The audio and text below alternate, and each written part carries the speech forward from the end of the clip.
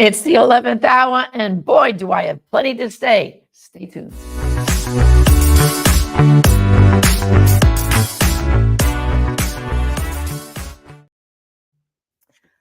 Okay, we've been working at this, I feel like, all year. I don't know about you. I'm kind of getting saturated with political commercials. The one thing I like when I wake up Wednesday morning is I don't think I'll see anymore. It's kind of like my head's exploding, but it's also exploding about the comments that are out there. But I'm also finding some good comments.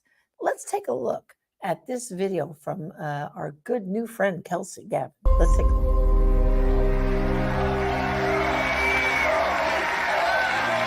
Telsey Gabbard.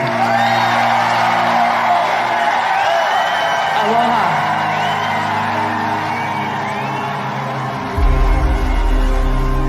I joined the Democratic Party over 20 years ago. I was 21 years old in Hawaii, and at that time, it welcomed people from all different backgrounds, different views, celebrated free speech, and actually defended those whose speech was being attacked, even if they disagreed with their views. It was a party that stood up for the little guy and represented our values of freedom and liberty in America. I left the Democrat Party because now it stands for the exact opposite of all of those things.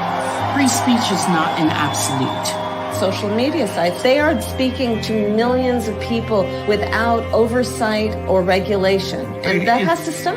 I never would have imagined as an American and as a soldier that we would live in a country in my lifetime where we would feel like we have to self-censor what we say, that we couldn't criticize our own government for fear of them labeling us as a domestic terrorist.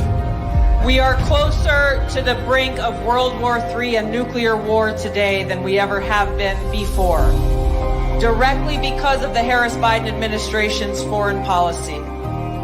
Too many Americans are struggling just to afford the basic necessities of life. No matter how many times we've heard Kamala Harris and Joe Biden over these last 4 years tout and celebrate how Bidenomics has been great for America, America's economy is strong. Polls consistently show that a majority of the American people disapprove of the president's handling of the economy. Guess what? It's working. Over half of Americans earning a six-figure salary report that they're actually living paycheck to paycheck. Bidenomics is working. It is actually working. The number of homeless people on the streets and in shelters across the U.S. increased significantly this year. Bidenomics is working. it's almost as though they're speaking from an ivory tower, saying how great they are and patting themselves on the back, while people are struggling for crumbs on the streets. This election really isn't about the left versus the right. It's about choosing, we the people choosing our government and the choice between freedom versus tyranny. The Department of Defense, under Biden's authority, quietly codified its right to deploy lethal force against its own citizens on American soil. I'm proud to endorse Donald Trump in this election because he is our best hope. Specifically because of the leadership that President Trump has brought to transform the Republican Party and bring it back to the party of the people, the party of equality, the party that was founded to fight against and end slavery in this country. It is the party of common sense and the party that is led by a president who has the courage and strength to fight for peace. Mr. Trump became the first sitting U.S. president to ever set foot inside North Korea yesterday. And this is why they will do everything possible to try to destroy him. Because this man has the courage to take them on and root out the deep rot of corruption in Washington. My message to my fellow Americans, regardless of your political affiliation, now is the time for us to stand together to save our country. A vote for President Trump is a vote for a big open tent party that welcomes people from all backgrounds and all walks of life. A vote for President Trump is a vote to express our deep love for our country and our appreciation for our God-given rights and freedoms enshrined in the Constitution. A vote for President Trump is a vote for secure borders and safe communities, and a vote for President Trump is a vote for peace here in America and around the world. Thank you so much.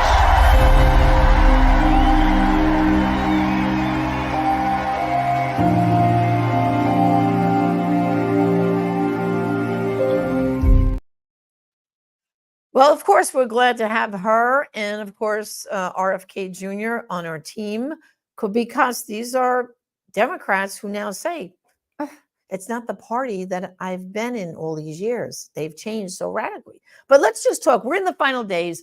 I already voted. So many of you have early voted. Thank you. But if you voted early, your job isn't done. I want you today to have conversations with people. Some states still allow early voting today. So if that's your state, help people get out there and early vote. Okay. And then tomorrow, if they haven't voted and they got to vote tomorrow on election day, here in Florida, excuse me, polls open at 7 a.m. You know what that means? Leave your house at 6 a.m. and go over there and get online. I suggest even bringing one of those lawn chairs with you because you might be standing for a while. This way you won't get too tired. You're going to camp out, you're going to stay on that line, and you're not going to leave till you vote. But get there early. The early bird always gets the worm. But let's now talk about the people who are saying, I heard coming into work this morning on Fox, someone said, yeah, you know, our pastor's wife said she just can't vote for Trump because she just can't stand the man. Let's talk about that for a minute, okay? I'm from New York. I grew up with the Trump family, with his father building all these apartment buildings, okay? So we have dealt with Trump our entire lives up in New York. And let me tell you, you don't have to like him.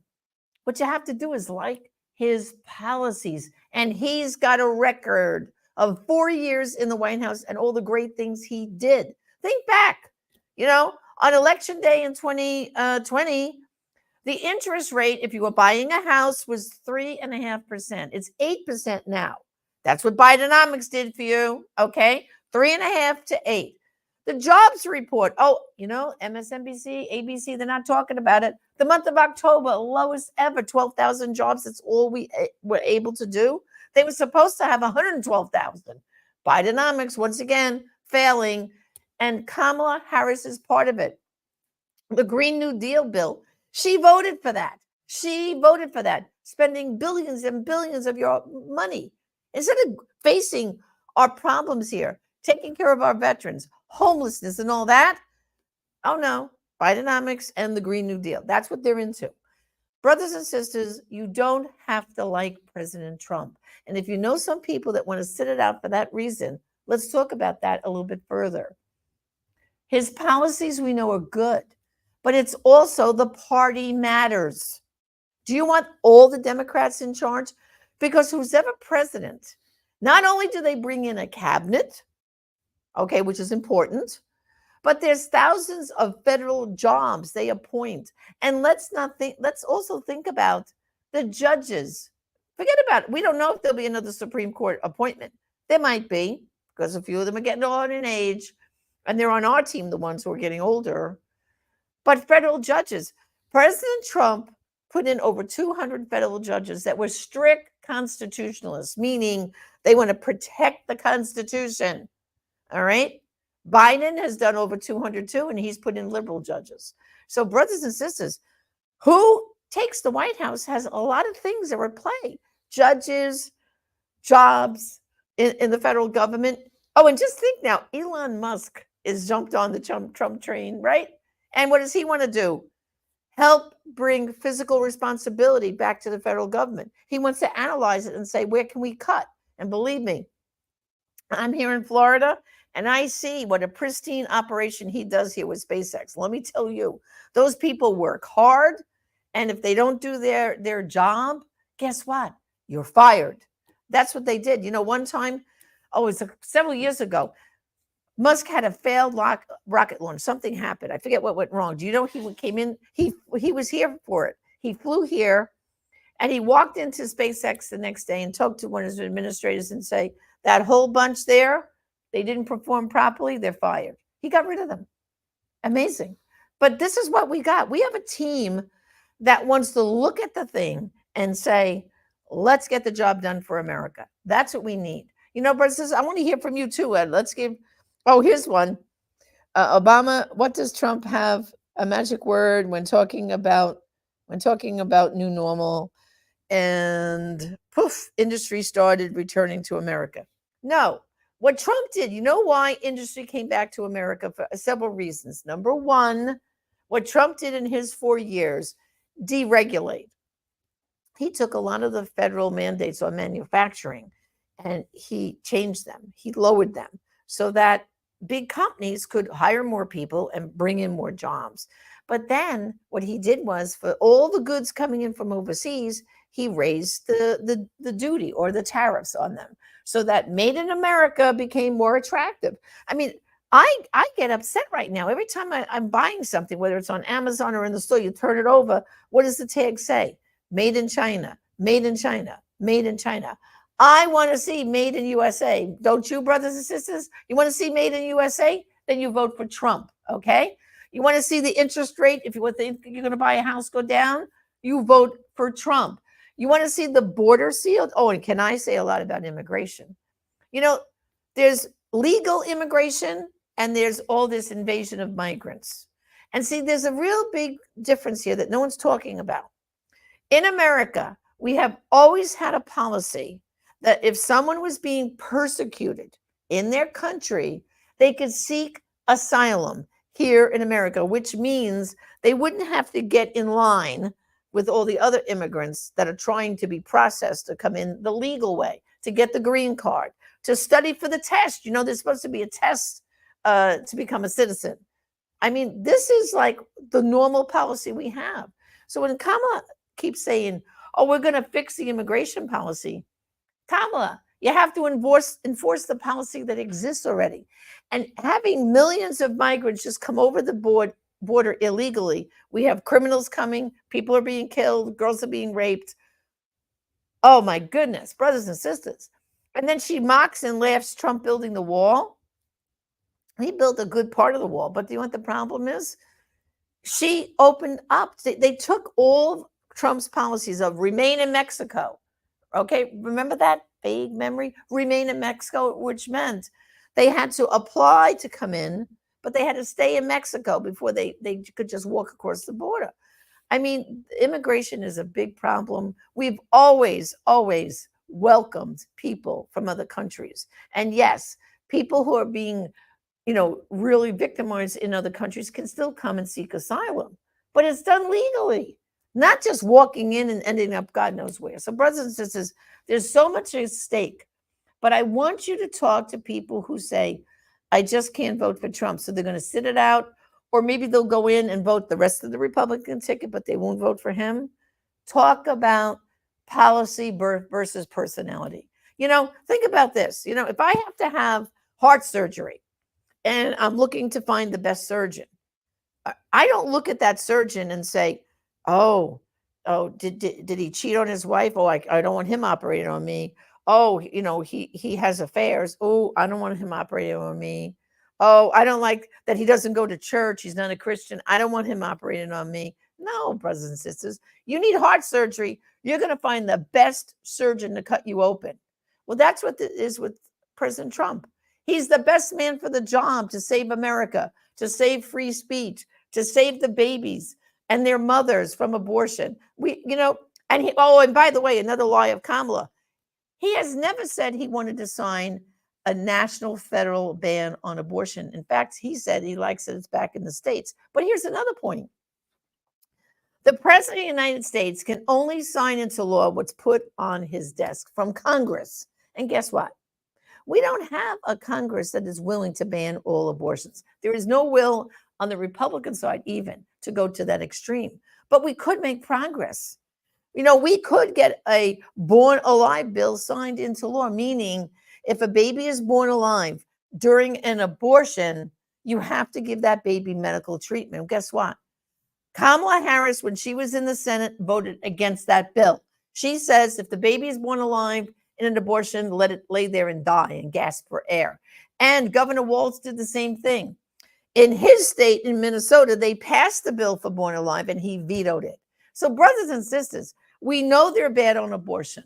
They're bad on education. Oh, they think that the government should be raising your child. They're not about parental rights. They're all for the transgender stuff without you knowing, and abortion. Do you want your teenage kids to be taken for transgender drugs and then surgery without you knowing? That's what they're in favor of. So brothers and sisters, there's so much at stake. Don't let Trump's personality stop people you know from voting. point out the policies, point out. And by the way, it's not going to be a big miracle on day one. We get him in office. It's probably going to take 6 months to a year till we see a total change. But on day one, he will put back Mexico City policy, so your tax dollars will stop going overseas for abortion. Okay, he already said he's going to reopen the Alaska pipeline. That's 5,000 jobs in a blink will happen again. And he's going to sign executive orders, drill, baby, drill. That's just day one. And then it'll just keep rolling on from then. Brothers and sisters, and if you're in one of those key states, I'm going to repeat what everyone's been saying to you because this is so important. You have got to act that your vote is the vote that's going to matter. So if you're in Pennsylvania, North Carolina, Georgia, Wisconsin, Michigan, Nevada, and Arizona, it's going to hinge. Let's be honest. It's going to hinge on those states.